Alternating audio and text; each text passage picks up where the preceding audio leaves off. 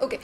So big boss एक ऐसा show है जिसे नॉर्मल ऑडियंस तो पसंद करती ही करती है, साथ में कई सारे सेलिब्रिटीज़ भी इसमें इन्वॉल्व हो जाते हैं, वो चाहे घर के अंदर की सेलिब्रिटीज़ हो या बाहर की। ट्वीट करके उन्हें सपोर्ट करना या फिर उन्हें भला बुरा कहना, ये तो स्टार्ट टू एंड चलता ही रहता है। और इस सिलसिले में बात करने के लिए हमारे साथ मौजूद है Shefali. So Shefali, welcome to. Thank you so much for having me. Okay. So जैसे कि मैंने कहा कि सेलिब्रिटीज़ इसमें कहीं ज़्यादा इन्वॉल्व हो जाते हैं, ऑडियंस भी इसमें इन्वॉल्व होती है, क्या कहना चाहेंगे? कई लोग सपोर्ट करते हैं, कई लोग लाइक अपनी भड़ास भी निकालते हैं। बिग बॉस एक बहुत ही अनोखा गेम शो है। स्पेशली ये सीज़न बहुत ही टेढ़ा है।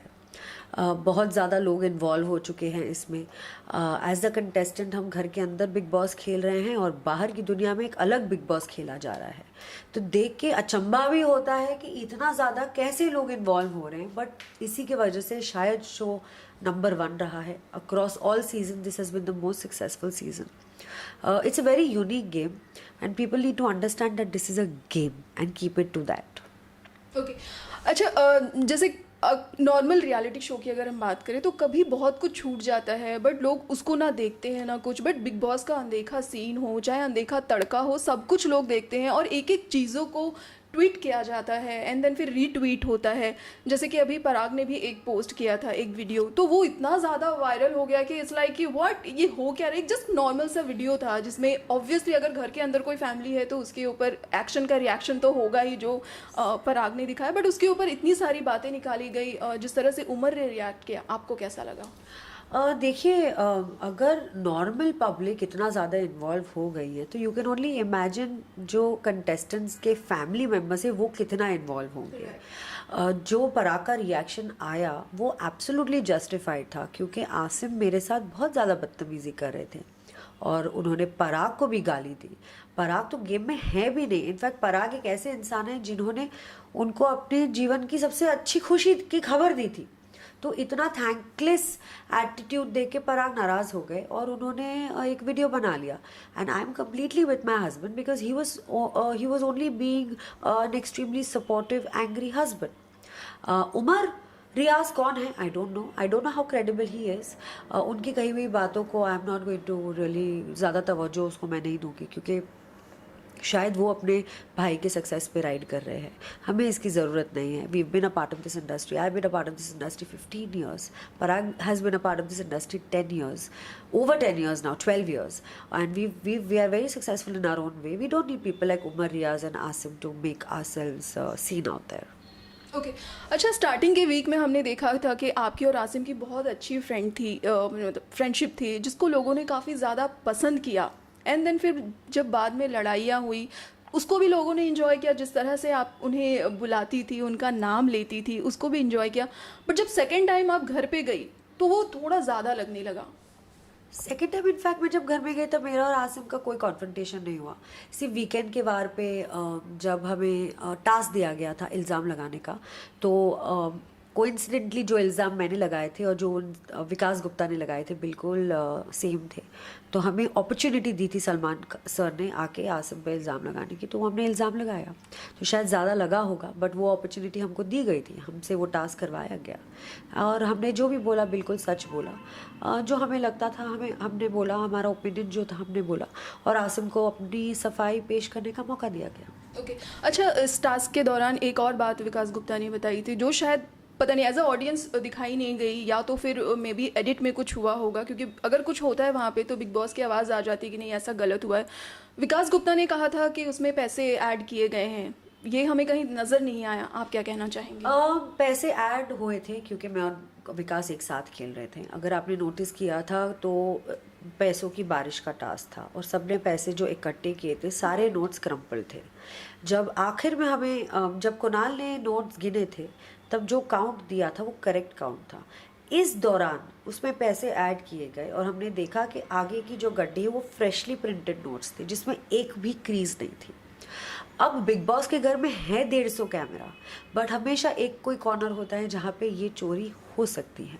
तो आई डोंट नो, शायद कैमरा में नहीं पकड़ा कोई इंसान, बाथरूम्स में कैमरा नहीं लगे होते हैं, किसी तरह से वो स्मगल किए गए थे बाहर। और हो सकता है सारे कंटेस्टेंट्स बहुत ही स्मार्ट है और we were very sure and that notes have been added. In fact task के बाद कुणाल ने खुद कहा था कि मैं इतनी बड़ी गलती नहीं कर सकता. 300 के 350 नोट्स, 50 नोट की हेरा फेरी हो सकती है, 200 नोट्स मैंने काउंट नहीं किए, ये नहीं हो सकता. So we are very sure notes add हुए हैं. ओके. अच्छा, जहाँ तक सिद्धार्थ और शहनाज की बात होती है, हैशटैग शिदनाज जो बहुत ज़्यादा अभी फेमस है, बहुत ज़्यादा ट्रेंड कर रहा है, उसके बारे में लोग कहते हैं, मतलब कई लोग उन्हें सपोर्ट करते हैं और कई लोगों का ऐसा कहना है कि सिद्धार्थ शुक्ला उनको यूज़ कर रहे हैं या तो फिर शहनाज उनको यूज़ कर रही है, क्योंकि सिद्धार्थ शुक्ला बहुत ज़्यादा स्ट्रॉन्ग है और शहनाज बहुत ज़्यादा चुलबुली है. मे बी शायद हो सकता है कि सिद्धार्थ शुक्ला को लगता होगा कि चैनल इनको पसंद कर रही है, उनकी हर एक चीज़ को दिखाया जा रहा है, तो इनके साथ चलने में ज़्यादा भलाई है. और शहनाज को मे बी शायद ऐसा लग रहा है कि यार सिद्धार्थ शुक्ला जो हैं वो बहुत ज़्यादा फेमस हैं, जिनको लोग बाहर से भी बहुत ज़्यादा पसंद करते हैं, तो इनके साथ चलो. तो ये शायद, क्या लगता है, ये रियल बॉन्ड है या फिर इन दोनों की स्ट्रैटेजी है? देखिए, ये तो आने वाला वक्त ही बताएगा. जैसे ही वो बिग बॉस के घर से बाहर निकलेंगे तब तुरंत ही सबको पता चल जाएगा कि ये रियल है, सिड्डास है या फेकनास है जो आजकल चल रहा है. जो मैंने घर में देखा, डेफिनेटली शहनाज बहुत ज़्यादा फ्लिप मारती है. कभी सिद्धार्थ के साथ होती है, या कभी हाँ होती है, कभी वहाँ होती है. तो I could never really trust Shehnaaz. As far as their relationship is concerned, definitely बहुत एक अच्छी दोस्ती है. अब वो गेम रिलेटेड है या नहीं, वो तो आने वाला वक्त ही बताएगा. ओके. पारस और माहिरा के रिलेशन को लेके क्या कहना चाहेंगे आप? आपने क्या फील किया? पारस और माहिरा बहुत ही अच्छे दोस्त हैं. इनफैक्ट मुझे लगता है कि इस गेम में ये दोनों ही ऐसे लोग हैं जो कंसिस्टेंटली एक दूसरे को लॉयल रहे हैं. उनकी दोस्ती अनब्रेकेबल है. बहुत लोगों ने कोशिश भी की थी इनको तोड़ने की, बट वो नहीं हो पाएगा. पारस ने कहीं ना कहीं प्यार का इजहार कर दिया है माहिरा को. माहिरा अपने तरफ से बहुत क्लियर है कि वो सिर्फ दोस्त है, उनको प्यार व्यार नहीं है. अब ये भी एक ऐसा रिश्ता है जो घर के अंदर होता है, घर के बाहर आके क्या होता है बोल नहीं सकते. But as a contestant, fellow contestant, मैंने एक बहुत ही खूबसूरत दोस्ती और एक खूबसूरत बॉन्ड देखा है दोनों के बीच में. ओके. अच्छा शिफाली, जब फर्स्ट टाइम आप एंटर कर रही थी स्टेज में, जिस तरह से आपका रूप लगा एंड फर्स्ट वीक में ही आप कैप्टन बन गई, तो लोगों को लगा कोई स्ट्रॉन्ग कंटेंडर आया है घर के अंदर जो आगे तक जाएगा, जबकि लोगों को पता है कि अभी तक के मतलब बिग बॉस 13 तक में लोगों ने देख लिया है कि वाइल्ड कार्ड जो है वो कभी आगे तक नहीं जाती है. तो फिर क्यों आपने बिग बॉस को क्या सोच के हाँ बोला था? लाइक आपको लगा था कि आप बहुत आगे तक जाएंगी, या फिर कि ये आपको था कि हाँ ठीक है कुछ वीक खेलेंगे उसके बाद फिर देखते हैं जो होगा? ऑनेस्टली बताओ तो मैंने नहीं एक्सपेक्ट किया था कि मैं इतना लंबा 13 हफ्तों का सफ़र बिग बॉस में काटूंगी. It's just 2 weeks to finale and I got eliminated. Of course ये बात भी सच है कि वाइल्ड कार्डर्स जो है बहुत आगे तक नहीं जा पाते क्योंकि हम गेम के बीच में एंटर करते हैं. तो हम पे एक अलग किस्म का प्रेशर होता है. लोग विश्वास नहीं करते. आप शुरू से जब खेलते हो आपके ग्रुप्स बनते हैं, आपकी दोस्ती बनती है, अलायंसेस बनते हैं, जो बहुत ज़्यादा इंपॉर्टेंट है गेम में आगे बढ़ने के लिए. But this opportunity came to me as a wild card. Bigg Boss मुझे ऑफर हो रहा है बहुत सालों से. इनफैक्ट जो फर्स्ट एवर सीजन था बिग बॉस का वो भी मुझे ऑफर हुआ था, but it is never really worked out. I think ये सारी डेस्टिनी का खेल होता है. Sometimes I was busy, sometimes logistically things didn't work out. This time everything worked out और within 3 days I was inside the Big Boss house. So मैंने ज़्यादा नहीं सोचा. Of course Salman sir is my idol and I wanted to be associated with the show because of Salman sir.